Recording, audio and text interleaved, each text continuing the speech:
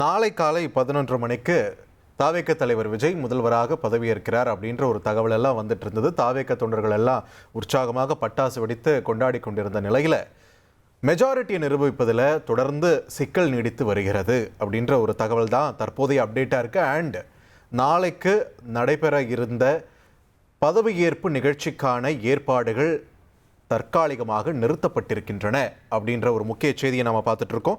கூடுதல் விவரங்களோடு செய்தியாளர் தாயுமானவன் இணைகிறார்.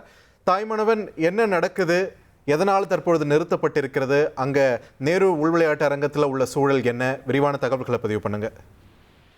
தமிழக வெற்றி கழகம் இந்த தேர்தலில் தனிப்பெரும் கட்சியாக உருவெடுத்தாலும் கூட பெரும்பான்மை நிரூபிக்க முடியாத ஒரு சூழலால தொடர்ந்து 2 முறை ஆளுநரை சந்தித்த பிறகும் கூட ஆளுநர் தரப்புல தெளிவாக 118 என்ற மேஜிக்கல் நம்பர் இருந்தால் ஆட்சி அமைக்க வாய்ப்பளிப்பதாக கூறிவிட்ட ஒரு சூழல்ல தொடர்ந்து பல்வேறு கட்சிகளோடு ஆலோசனையை மேற்கொள்றாங்க. குறிப்பாக பல்வேறு கட்சிகள் ஆதரவு அளிக்கும்படி தொடர்ந்து பல்வேறு கட்சிகளுக்கு தொடர்ச்சியா தன்னுடைய 2வது கட்ட தலைவர்களை அனுப்பி தொடர்ந்து இந்த பேச்சுவார்த்தை ஈடுபட்டிருந்தாங்க. பேச்சுவார்த்தையுடைய விளைவாக சிபிஐ, சிபிஎம் தலா 2 தொகுதிகள் என மொத்தம் 4 எம்எல்ஏக்கள் இருக்கக்கூடிய நிலையில் இந்த கட்சிகளை பொறுத்த மட்டில் தொடர்ந்து பேச்சுவார்த்தை நடத்தப்பட்ட நிலையில இரு கட்சிகளுமே தவேகாவுக்கு ஆதரவு நிலைப்பாட்டை எடுத்து விட்டாங்க. தொடர்ந்து விசிகாவுடனான பேச்சுவார்த்தையும் நடைபெறுகிறது.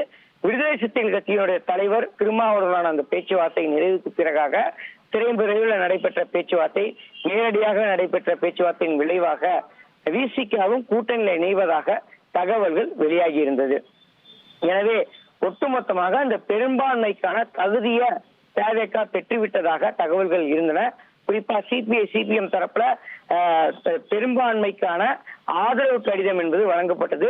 ஆனால் தற்போது வரை விடுதலை சிறுத்தைகள் கட்சிக்கு மட்டும் ஆதரவு கடிதம் என்பது அதிகாரப்பூர்வமாக சம்பந்தப்பட்ட கட்சியின் தரப்புல பத்திரிகையாளர்களுக்கு வழங்கப்படவில்லை.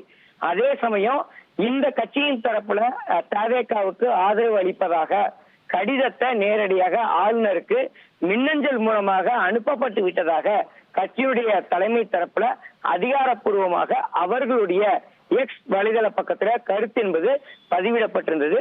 இப்படிப்பட்ட நிலையில தான் தமிழக வெற்றி கழகத்துடைய தலைவர் விஜய் அவர்கள் பெரும்பான்மையை நிரூபித்து விட்டதாக கருதப்பட்டது. தமிழக வெற்றி கழகத்துடைய தலைவர் விஜய் அவர்கள் நேரடியாக ஆளுநரை சந்தித்தும் கூட தனக்கான பெரும்பான்மை இருப்பதாக கூறி கடிதத்தையும் வழங்கி தனக்கு உடனடியாக ஆட்சி அமைப்பதற்கான வாய்ப்பை வழங்குமாறு கோரிக்கையும் விடுத்திருந்தார். இது 3வது முறையாக நடந்தது. இப்படிப்பட்ட நிலையில தான் ஆளுநர் தரப்புல தற்போது வரைக்கும் தவேகா தலைவர் விஜய்க்கு ஆட்சி அமைப்பதற்கான அறிவிப்பை இன்னுமே வெளியாகாத சூழல் இருக்கிறது. யார் யாரெல்லாம் அமைச்சர்கள் என்ற ஒரு அறிவிப்பும் வெளியாகாத நிலை என்பது தொடர்கிறது.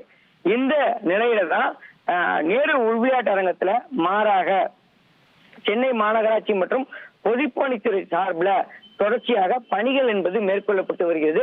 நாளை தினம் 11 மணிக்கு விஜய் அவர்கள் பதவியேற்பார் என்ற அடிப்படையில அதற்கான பணிகள் என்பது மேற்கொள்ளப்பட்டுள்ளது. தற்போது வரைக்கும் ஆளுநர் தவேகா தலைவர் விஜய் அவர்கள் ஆட்சி அமைப்பதற்கான வாய்ப்பை வழங்கவில்லை. அதிகாரப்பூர்வமான அறிவிப்பை வெளியிடாத ஒரு சூழல்ல திடீரென அம்மா மக்கள் முன்னேற்ற கழகத்துடைய தலைவர் டிடிவி தினகரன் ஆளுநரை இன்றைய தினம் நேரில் சந்தித்திருந்தார். இரவு நடந்த இந்த சந்திப்புல ஒரு கடிதத்தையும் வழங்குகிறார். அந்த கடிதத்துல என்ன குறிப்பிட்டிருக்குன்னா, அம்மா மக்கள் முன்னேற்ற கழகம் தேசிய ஜனநாயக கூட்டணியில அங்கம் வகிக்கிறது.